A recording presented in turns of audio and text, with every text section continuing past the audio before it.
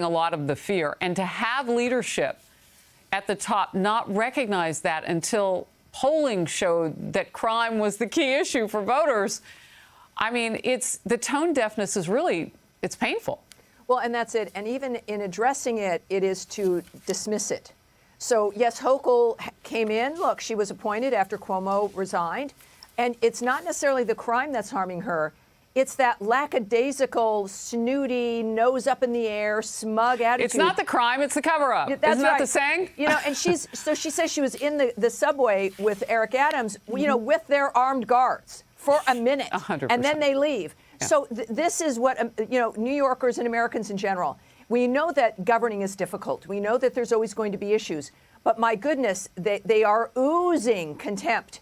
They're oozing this like they're irritated that we showed up and that we are having a life experience.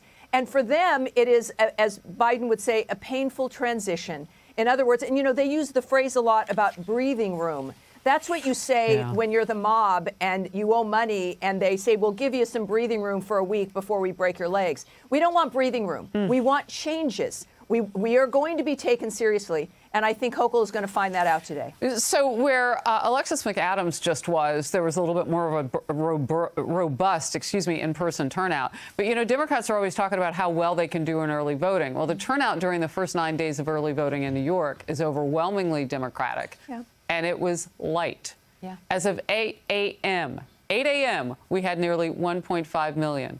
One political consultant telling the New York Post, quote, the lack of enthusiasm for Governor Hochul's campaign is validated by these mediocre early voting numbers.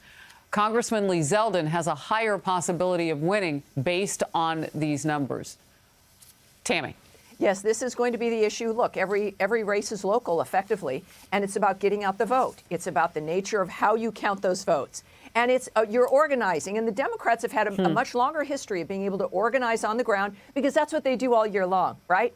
In this particular case, I wish that the Democrats would be voting because they don't have to vote for the Democrat, right? Go out there and give someone else a chance today. It's not forever. It can't, you know, they can at least are recognizing that we exist and we're human beings. So go out there and vote. That's for the Democrats. I think this could be a good lesson of the fact that it's their vote and it can be for anyone and it should not be taken for granted. That is so interesting. And what a closing statement by a Republican candidate if they would so choose to do that. That, you know, you can change things for the moment. Yeah. And still call yourself whatever you want to call yourself. Right. That's fascinating. Yeah. My very, very smart friend, Tammy Bruce. Thank you. Good to have you in focus. Thank you, Harris. Hey, it's Will Kane. Click here to subscribe.